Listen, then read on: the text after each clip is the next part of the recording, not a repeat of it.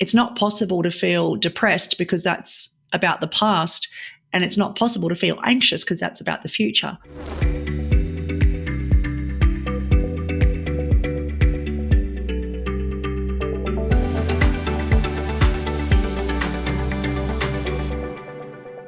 That self-love ritual ended up turning into a mantra that I then use around gratitude. And so when I go to sleep each night, when I wake up in the morning, and then any time during the day where I'm starting to feel, a bit flat, in a rut or stressed, then I actually just stop and take a couple of deep breaths.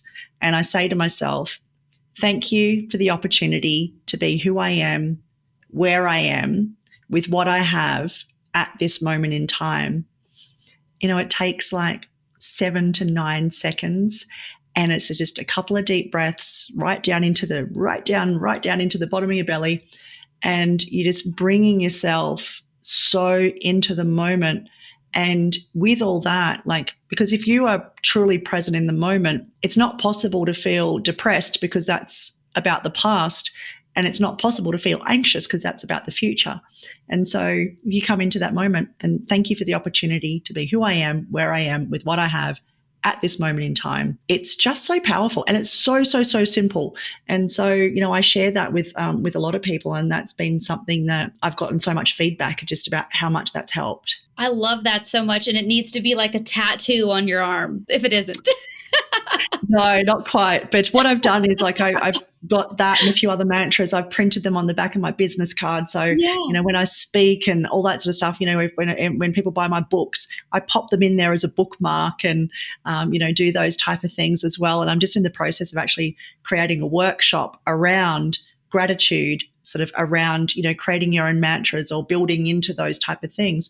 But I guess it's kind of the anti-gratitude stuff that's out there. But I've spoken to a lot of people that have had a similar experience to me, where they felt that the traditional write down the things you're grateful for every day, like to me it felt a bit wanky, and it just didn't sit right with me, and it didn't create that experience of gratitude. So that works for some people, but I like to just say, look, here's another possibility to explore, and then it might be both or alternate between them. But main thing is just finding the thing that works for you. And I think that if people were looking at any how could they start with resilience, and I'd say start with that practice is the simplest thing that you can do. You've got total control over it. You can do it anywhere, anytime. And I love how you connect it with being present as well, because that is something that many people struggle with.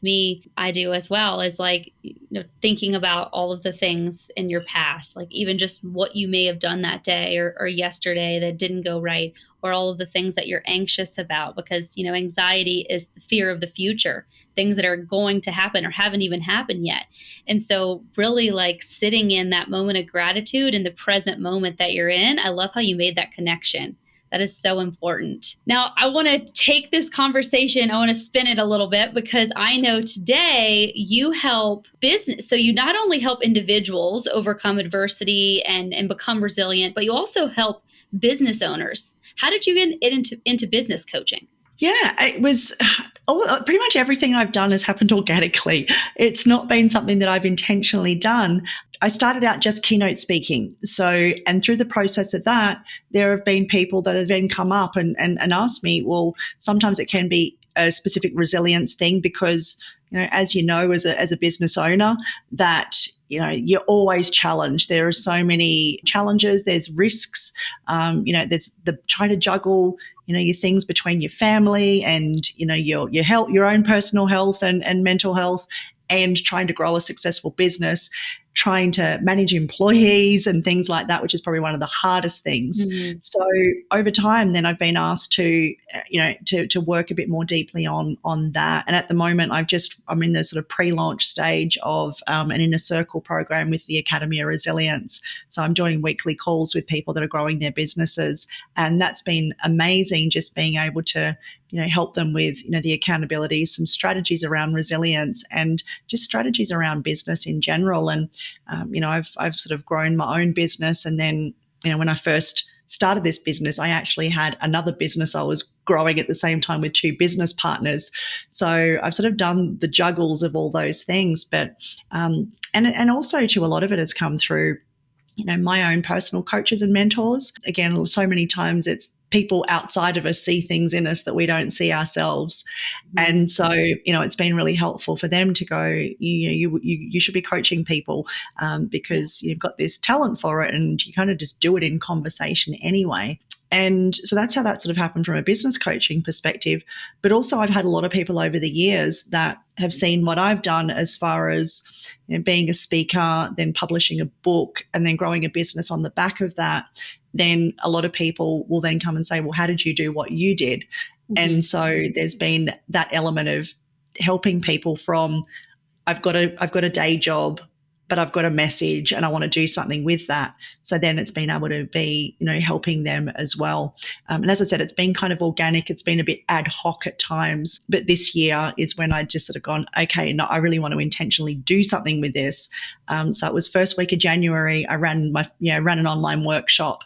And on the back of that now, I've, starting to build that that group of people that are wanting to better themselves and grow their businesses, and then working with them on a weekly basis. And that's been amazing, just to be able to see their growth and, get to know people on a deeper basis. And that's the hard thing about being a speaker, is that you can spend 40 minutes, an hour in a room full of people and then have a few conversations afterwards, and I may never see them again. So it's a lot of fun to be able to do that. And I learn a lot in the process too. Oh, I'm sure. And like you said, like being a coach and being able to connect with someone on that personal level and seeing how your expertise and experience can then help them grow and you can be a part of that journey is very rewarding, more so than when you're presenting to 1,000 people and you don't know the true connections and the true impact that you make because you only see them for such a short amount of time.